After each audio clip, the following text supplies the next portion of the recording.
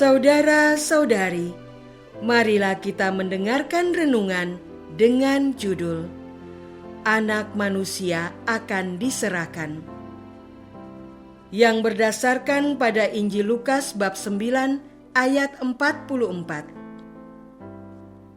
Yesus bersabda, "Dengarlah dan camkanlah segala perkataanku ini. Anak Manusia akan diserahkan ke dalam tangan manusia." Dalam nama Bapa dan Putra dan Roh Kudus. Amin. Saudara-saudari terkasih dalam nama Tuhan Yesus Kristus, pada suatu ketika melihat apa yang diperbuat Yesus, maka takjublah semua orang itu karena kebesaran Allah. Ketika semua orang itu masih heran karena segala yang diperbuatnya itu, Yesus berkata kepada murid-muridnya, "Dengarlah dan camkanlah segala perkataanku ini. Anak Manusia akan diserahkan ke dalam tangan manusia." Mereka tidak mengerti perkataan itu, sebab artinya tersembunyi bagi mereka, sehingga mereka tidak dapat memahaminya. Mereka tidak berani menanyakan arti perkataan itu kepadanya. Saudara-saudara terkasih, memahami perkataan seseorang sering tidak mudah. Kita tidak benar-benar tahu apa yang dimaksudkannya dalam perkataan yang diucapkannya. Hal ini sering menimbulkan permasalahan.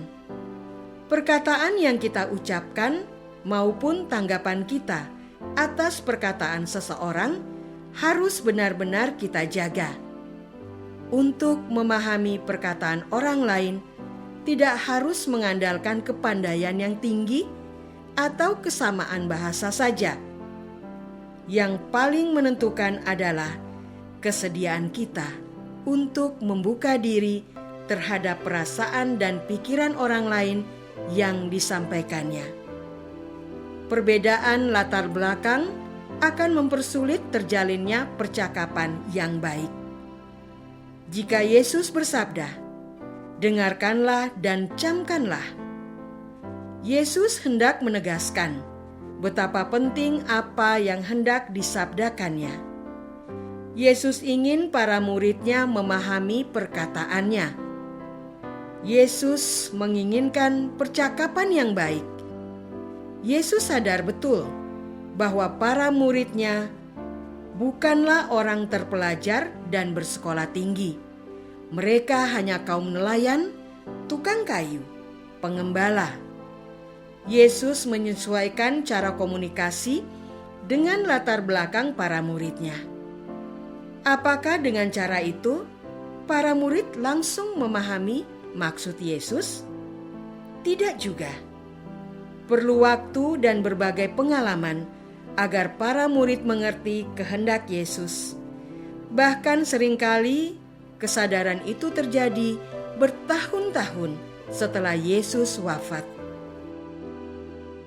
Jika para murid yang hidup sejaman dengan Yesus saja seringkali kesulitan, apalagi kita yang hidup 2000 tahun setelah zaman Yesus dan para rasul. Jadi, dengan cara apa kita bisa memahami maksud pengajaran Yesus? Kitab suci hanya berupa kata-kata tertulis yang harus dipelajari secara mendalam. Pengajaran para ahli juga hanya sebagian dari apa yang diajarkan Yesus. Pengalaman hidup kita juga hanya berkisar tentang cara memenuhi kebutuhan hidup saja. Saudara-saudara terkasih, mengapa Yesus sebegitu keras dengan perkataan, "Dengarkanlah dan camkanlah"? Karena Yesus hendak menyampaikan inti dari perutusannya ke dunia. Banyak orang Israel keliru memahami Yesus. Mereka mengira Yesus adalah penyelamat bangsa Israel dari perbudakan bangsa-bangsa lain. Yesus akan menjadi raja yang memimpin bangsa Israel menuju kemerdekaan. Itulah sebabnya seorang ibu dari 2 orang rasul meminta Yesus agar anaknya nanti dapat duduk sebagai pemimpin ketika Yesus menjadi raja.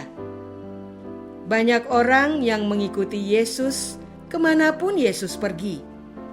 Bukan pertama-tama karena mereka beriman kepada Yesus, tetapi karena mereka terkagum-kagum dengan mujizat-mujizat yang dibuat Yesus. Banyak orang berharap mendapatkan keuntungan dari kehebatan Yesus. Yesus masih diterima sebagai seorang manusia yang memiliki keistimewaan dibandingkan manusia lain. Peristiwa Yesus dielu-elukan ketika memasuki kota Yerusalem menyatakan hal ini. Orang Israel tidak bisa menerima seandainya Yesus yang mereka elu-elukan itu menjalani hidup tidak seperti yang mereka harapkan. Penolakan, kesengsaraan, kematian Yesus sungguh bukanlah harapan orang Israel. Saudara-saudara terkasih, sabda Yesus, dengarkanlah dan camkanlah, hendak menegaskan siapakah Yesus itu dan perutusan yang diembannya.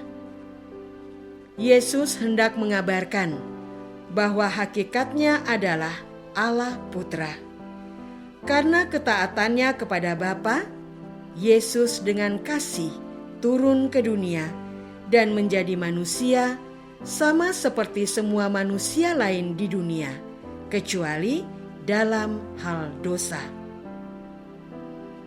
Disinilah tugas dan perutusan Yesus yang tidak dimengerti manusia, yaitu untuk menderita sengsara dan wafat demi menghapus dosa manusia. Mengapa Yesus bertahan dalam tugas itu? Karena Yesus adalah Allah Putra, sehingga kemanusiaannya bisa menanggung penderitaannya yang tidak tertanggungkan itu.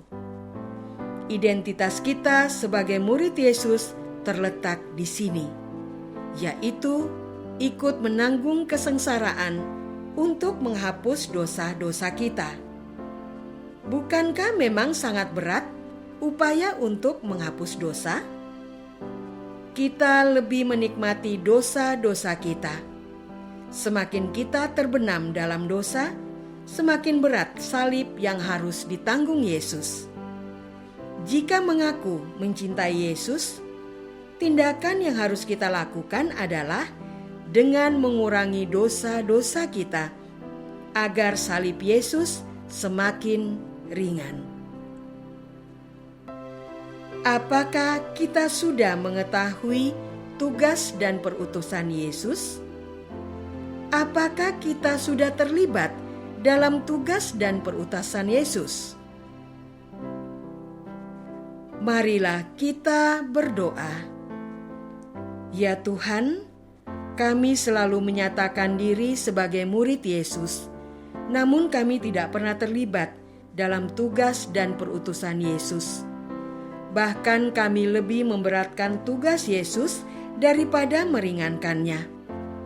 Tuntunlah kami agar semakin menyadari bahwa dosa-dosa kamilah yang ditanggung Yesus. Engkaulah Tuhan kami, kini dan sepanjang masa. Amin. Semoga kita semua selalu dinaungi dan dibimbing oleh berkat Allah yang Maha Kuasa. Dalam nama Bapa dan Putra dan Roh Kudus. Amin.